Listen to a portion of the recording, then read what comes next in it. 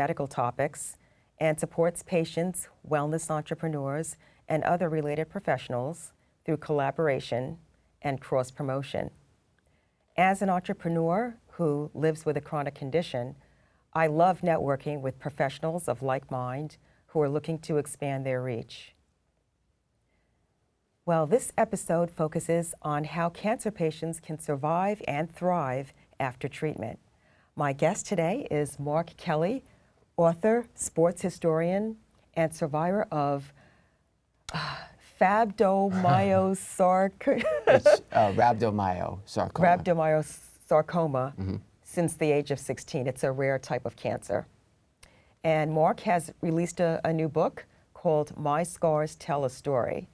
You can find information about the book on ckmagicsports.com under the My Scars Tell a Story tab.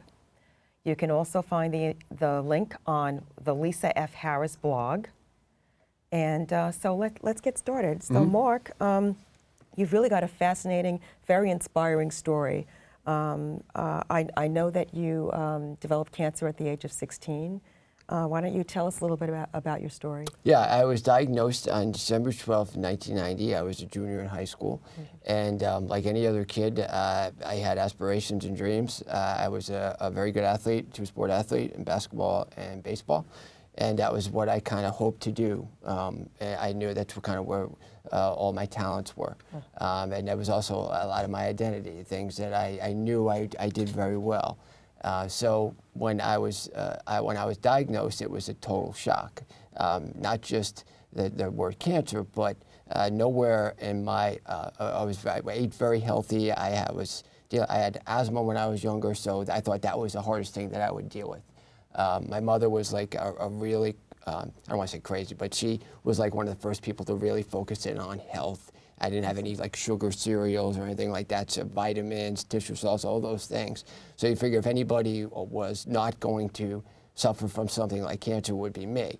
But I developed what they thought was an abscess. And then when they went in to remove it, they almost killed me right there on the operating table because it was just filled with blood vessels. And then, you know, they had to pack me with paper and, you know, kind of make sure that I wouldn't bleed to death. And then they biopsied it. That was at a hospital out in Kings Park in Long Island. And then it came back where the initial diagnosis was terminal cancer, that I only had 6 months to live. And then they sent me to Sloan Kettering in Manhattan, which was one of the biggest cancer hospitals in the world. And that's when they re-diagnosed me with a disease called Rhabdomyosarcoma. And it's very rare. It's a skeletal muscle cancer, and it normally affects kids between the ages of 2 and 6, and I was 16. Oh. So that it just didn't add up. Like there were so many that's why it was so hard for them to diagnose. But the other thing was that it was a killer, and that it generally comes back if they treat it normally with just regular chemo and radiation. So they designed a very aggressive protocol with me that called for 5 doses of chemo, intense chemo, 2 doses of 2-week radiation, and then a bone marrow transplant. So they were essentially killing off my ability to make blood cells or blood. And my bone marrow would no longer be able to produce anything. And then they were going to give me back the bone marrow they took from me because there was no cancer cells in my bone marrow. So it was just basically in one area. And then I responded very well to chemotherapy. Within 2 treatments, the tumor was gone, and no scans showed any type of cancer. That's but amazing.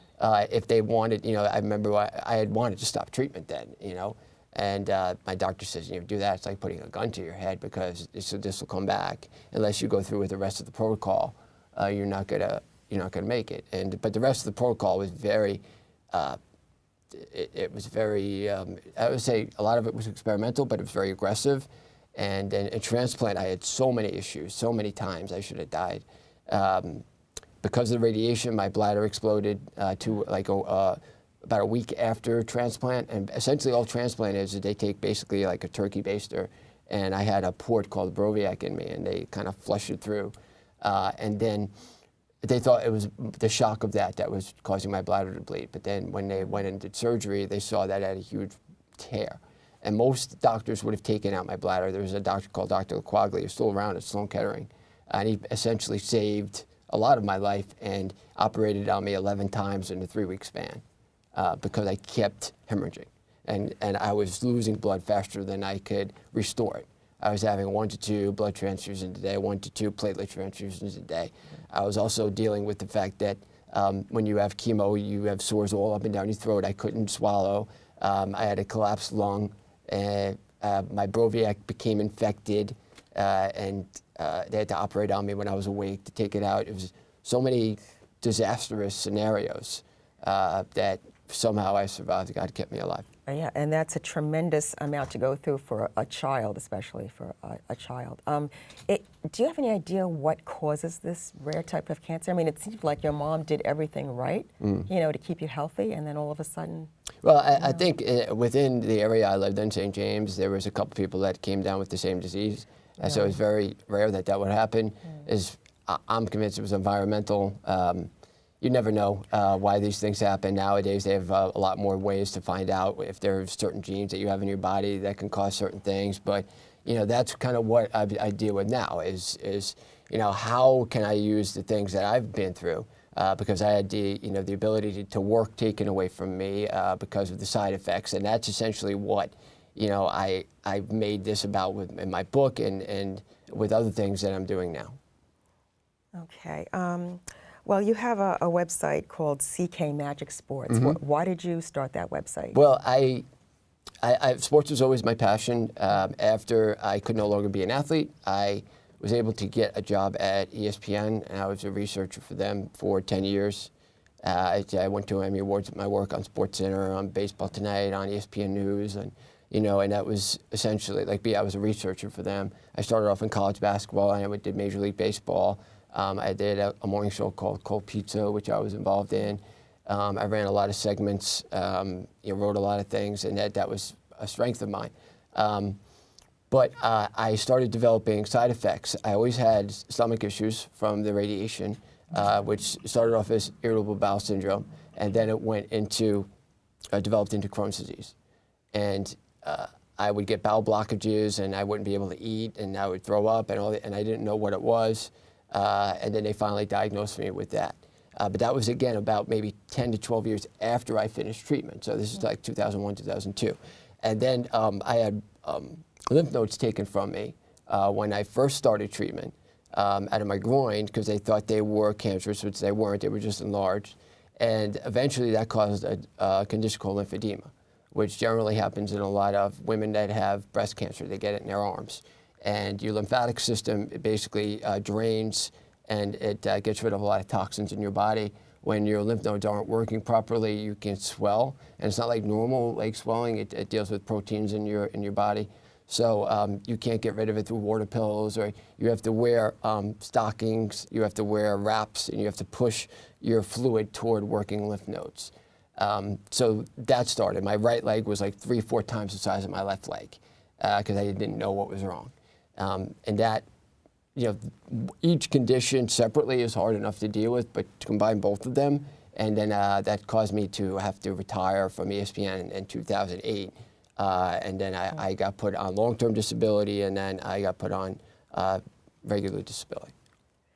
So even though you can, you know, successfully beat cancer, it can't. The treatment can have long-term effects. In some cases, permanent. Yeah, and that's one thing that they're finding out is children, especially pediatric kids, and there's not enough money being raised for pediatric causes. There's so much money being raised for breast cancer and for adult cancers, but pediatric cancers really don't get as much funding or as much attention you would think they would.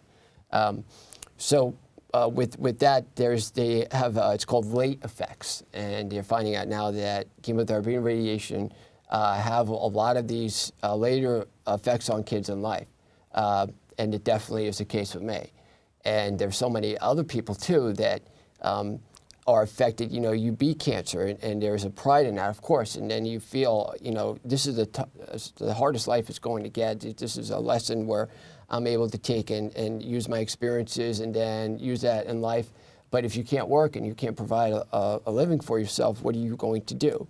And you don't, it's kind of like a catch-22 because you certainly don't want to complain. You beat cancer and that's what you should be grateful for, but there's almost like a guilt that arrives too. So after I retired, I was just in a lot of pain, and I didn't really get off the couch. I was on a lot of pain medicines because I was trying to deal with a lot of different, conditions and how it affects my body. I was swollen like all over the place. And then I started to see like a chiropractor that had studied more natural medicine, where he put me on a lot of different, herbs and stuff that helped my blood work. My blood work got a little better. I was diagnosed with hemochromatosis, which is an overload of iron. So all those things in balance just kind of helped kind of regulate. That helped me feel a lot better. And then I said, okay, I want to be involved to do something. Yeah, you get like you're a drain on society. You feel like a burden because you can't. Like you need people to help you. You need people to help provide for you. I hate that. And I figured there's got to be something I can do to provide for myself. Mark, what led you to write this book? Well, I'd written it about 10, 15 years ago. And I had problems finding an editor, and I always thought of an excuse not to publish it. But what I really wanted to do is for people like me and people who are cancer survivors that have survived the disease, but now they're looking for something else to make a living, they're looking for something else to contribute to society and help others. I wanted to help other people who feel hopeless. There's, when you hear the word cancer, you think, your hope is over. You think of all these things that could happen to you, and mostly you think of like the unknown.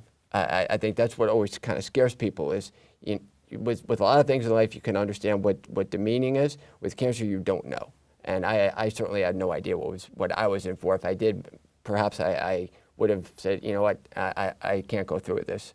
But with all these things I experienced through, as we talked about with transplant and everything, the hope I always had in surviving was a big part of what kept me alive, and my belief in God and my belief that I would be able to use my story and my testimony to give others something to look at and say, hey, he made it through. I can do this too. It's not, you never know when you're dealing with cancer what you're going to face, and it's really easy to say to somebody, suck it up and deal with it. But a lot of times you need a kick in the pants in order to get yourself emotionally ready and physically ready to deal with the things that you're going to deal with. I had a lot of support with my mom and my uncle, family members that were there to support me, and I have my background, being a Christian and believer in Christ. That definitely helped me with a lot of things. But I wanted to be able to use my life as something that other people could look at and say, hey, you know what, this person made it through. I can make it through. And if they read my book, there's a lot of times that it starts off where I give a brief background of myself and that I was an athlete. So if people are looking to identify with something about what my high school life was like, I was like any other teenager. And then this happened, and now your whole life is turned upside down. And that's one thing people deal with too. Is there's so many different things that get thrown at them. They have no idea what any of this means. All these medical terminologies, you can be just so overwhelmed.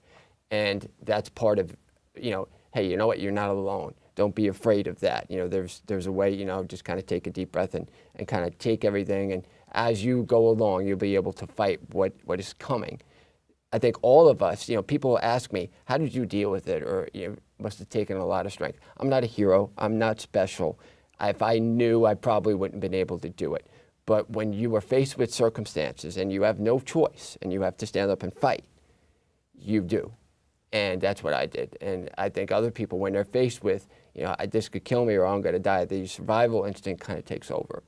And, knowing that's there, sometimes if you can see what you're going to deal with, you might not, because I'm basically a coward I hate going to the doctor. I hate dealing with a lot of that stuff, So when you're faced with something like this, if you know what's coming, maybe you wouldn't say, well, I can't deal with that. But as you prepare for it and things kind of happen to you, you get I can do this, I can do this, I can do this. And that's what, when you read each chapter, I think you say, oh my God, what's going to happen next? And, oh geez, I can't believe that this happened. But then, you know kind of what the end is going to be. There's another chapter in there that I think people really are going to enjoy is my mom wrote a chapter on what a parent goes through. Really? Because that's something too. I think parents, when they see their kids suffering, and that's something that I'm not a parent, so I can't understand that. But people who do have kids, probably the worst thing on earth is to watch their child suffer. And my mom saw me suffering, and she saw all these other kids dying, and she was comforting all these other mothers and all these families that are, why did this happen to my son? Why did this happen to my daughter? How am I going to deal with this? And my mom kept waiting for her time to come. And, with her belief in God, she kept, God, if my son's going to keep suffering like this, just take him. She was prepared for it, but yet at the other side, of course, she prepared for it, meaning that, if this was going to happen, just, make it go quick and not have him suffer anymore. But if he's going to survive, give him the will and strength, and give me the ability to handle that too. And so that chapter itself, I think when a parent reads it, it's really going to be like, oh my God. And it's going to give them a little bit of hope for any obstacles they're facing in life, and especially if their son or daughter is dealing with a sickness that they are worried about. Yeah, that is very, very touching, and thank you for your compassion, and thank you for writing the book.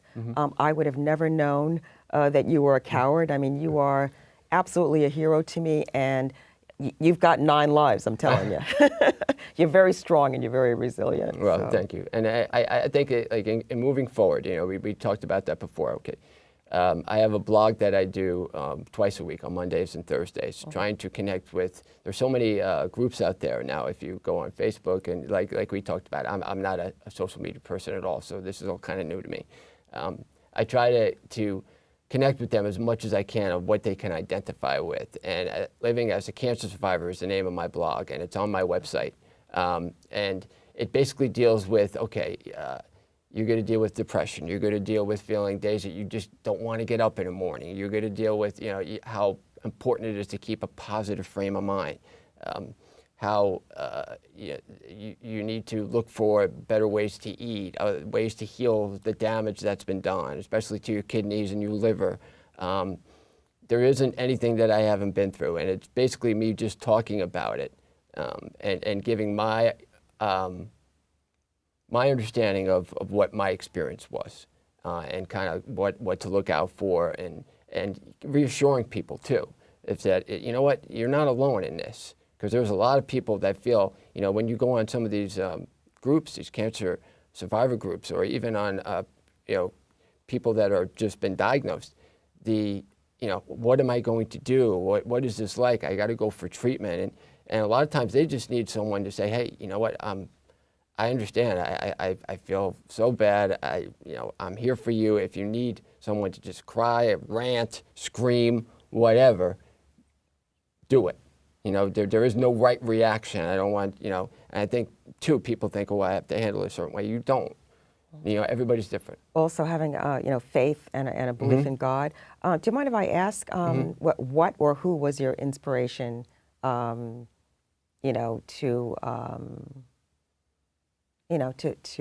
accept Christ and God in your life? Well, my mom, she was a strong believer, and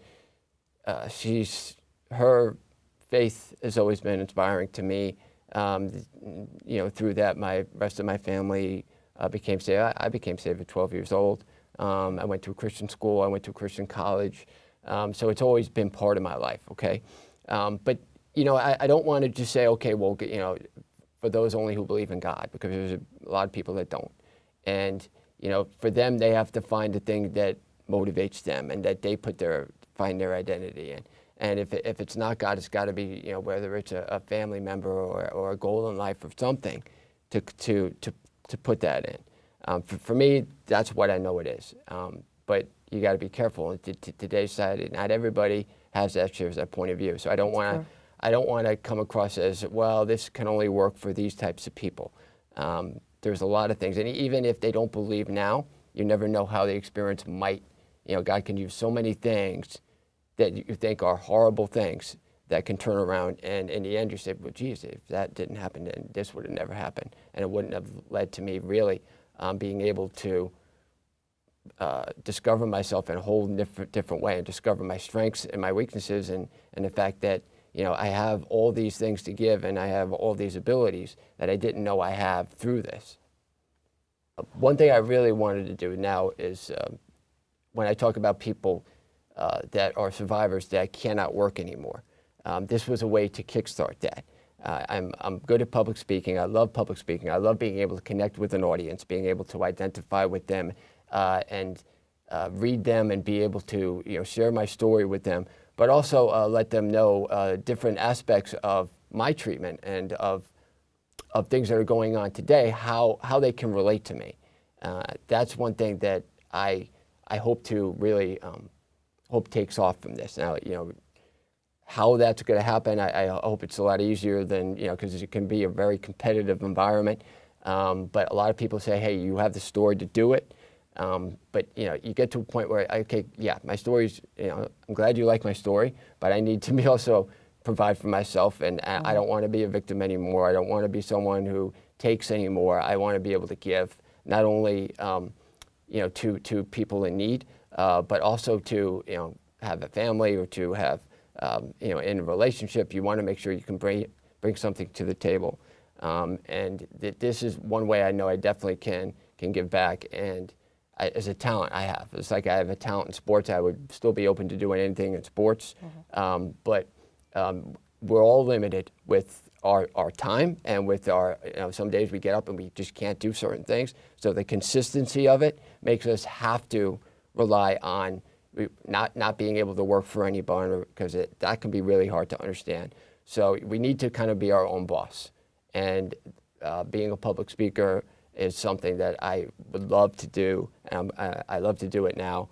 And I hope through this I can get a lot more appearances with people and companies or sports teams or churches, youth groups, you know, hospitals. I think hospitals would be able to benefit from it. I'm sure you will. I mean, you're a warm, open-hearted person. And by the way, if you'd like to contact Mark for public speaking or just, you know, to ask a question, his contact information is in the book. As well as we will be providing, you know, your contact information on the closing credits of the show. I'm also on Facebook. I'm on Twitter at CK Magic Sports on Twitter. On Facebook, you can find me under my name. You can also find me when you go to my website under Living as a Cancer Survivor. And also, I have a group on Facebook called Cancer Survivors Permanently Affected by Treatment. Yes, I'm familiar with that, yes. And so Mark Everett Kelly. Okay. And you've got the blog. So yep, yes. the Living as a Cancer Survivor, yep. Okay. Well, I would like to thank you so much for coming on the show. Definitely very inspiring, invaluable information that I believe will help a lot of people, not just cancer patients and survivors, but really anyone on their journey toward healing. So I'm Lisa Harris. I'm a long-term MS patient, and I developed the show, you know, as a means of, you know, helping each other, you know, entrepreneurs, patients, professionals, experts who are, you know, happy to come on the show and share very useful information that we can all benefit from. So thank you for watching, and we'll see you next time on Health and Wealth with Lisa Harris. So long.